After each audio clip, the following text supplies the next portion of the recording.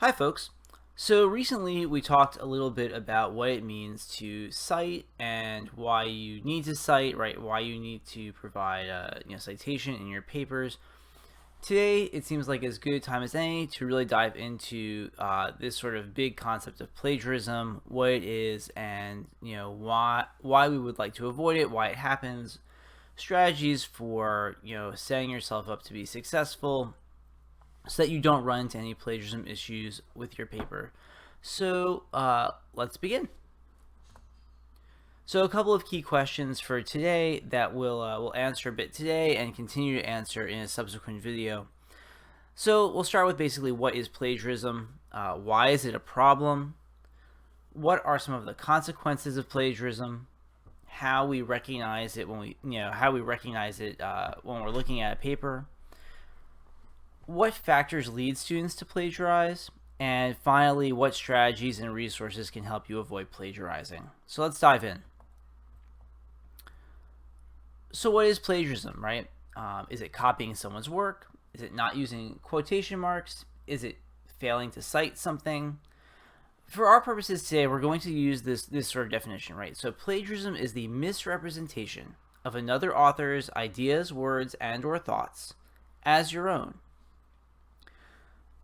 And I want to really put the emphasis on the misrepresentation part because when we plagiarize, right, or when we run into issues with plagiarism, often what is happening is that we are creating a situation for our readers where they cannot be sure where the idea that we're discussing originally came from. And so, as we'll see in a couple of examples, if you are not careful in how you cite and document where your research is coming from, you can create the impression for your reader that the information you're providing was a product of your own original research, and in the process, diminish the work of others. So we want to be careful about that.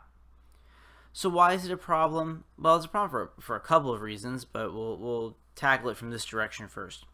So sort of in the academy, right, the world of scholarship, our ideas are a really valuable commodity, right? We build our careers based on our ideas.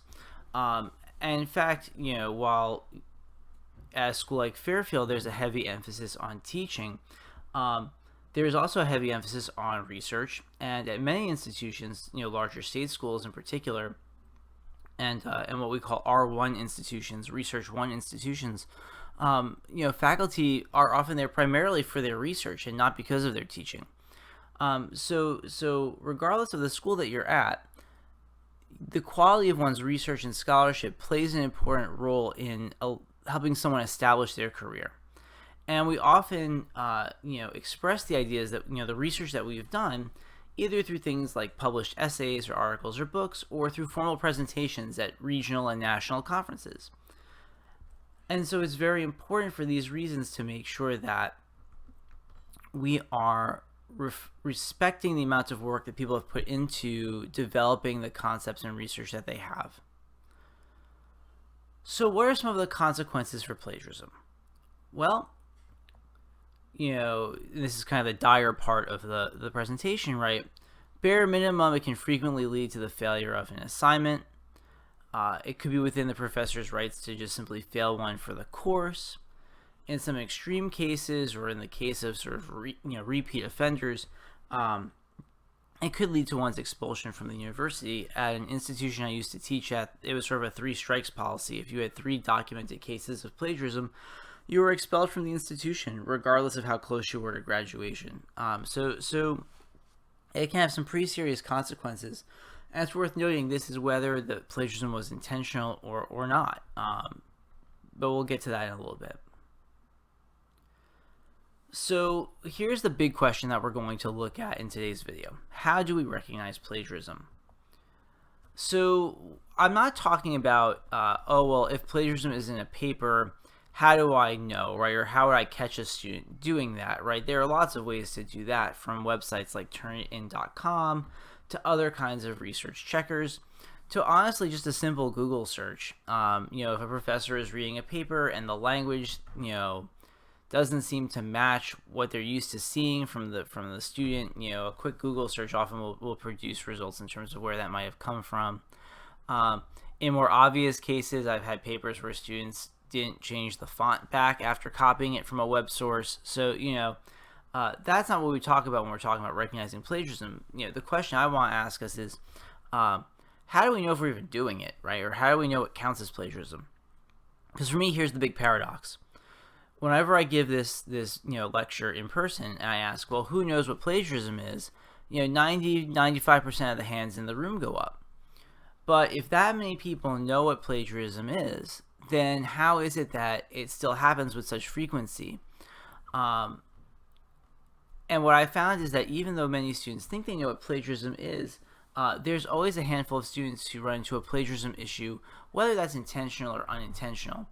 And I think it's worth noting here that most of the cases of plagiarism that I have encountered happen to be unintentional, right? Where a student has either made an error in how they cited material, or they did something that they simply did not recognize as being an instance of plagiarism, right? They thought that what they were doing was okay.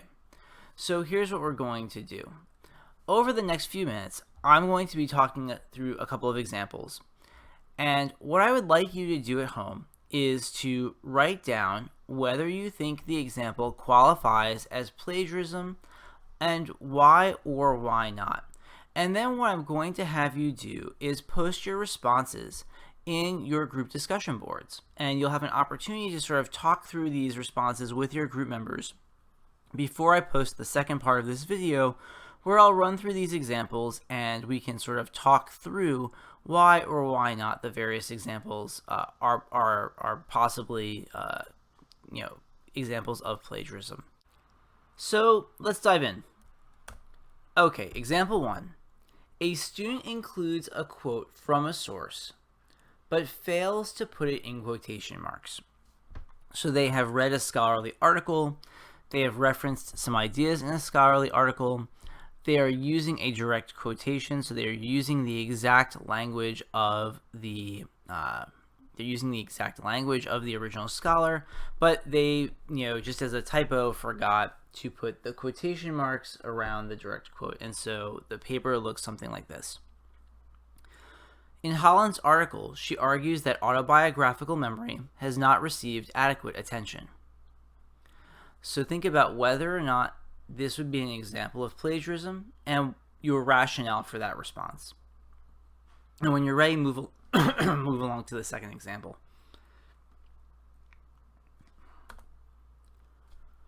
Okay, example 2. So before we get into example 2, let's recap what a paraphrase is. Paraphrasing is when you put information from another source into your own words, right? So you rephrase the content so that you are capturing the ideas of the content, but you're using your own language to do so.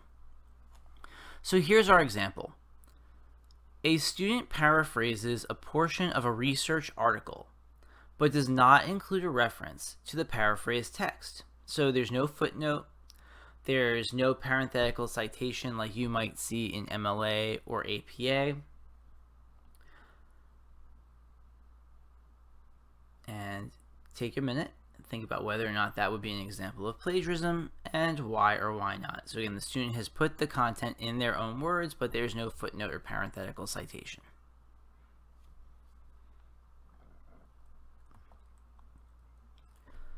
Example 3. A student in an intermediate level history course includes a paragraph from a paper that she wrote last year. So let's assume perhaps in her first year she took a class, History 101.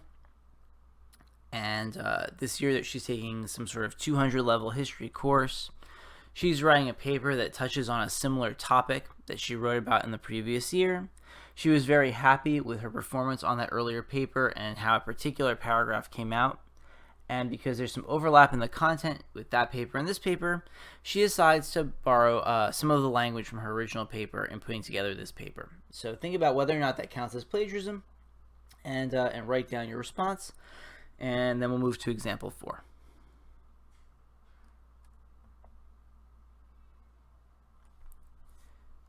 Okay, in this example, a student is doing a project, and in the process, they go to a Wikipedia site, and it would be a Wikipedia page about their topic.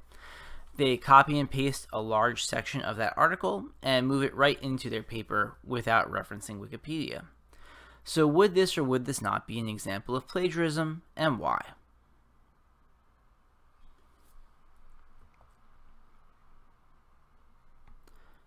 Example 5. A student is taking a class on American politics and is also taking a class on American literature in the same semester. And they decide to write one paper for both courses for their final, right? They have a final paper due in each class, and instead of writing a distinct paper for each class, they decide to write one paper on the influence of literature in politics, and they submit that paper for both courses. Is this an example of plagiarism, and why or why not?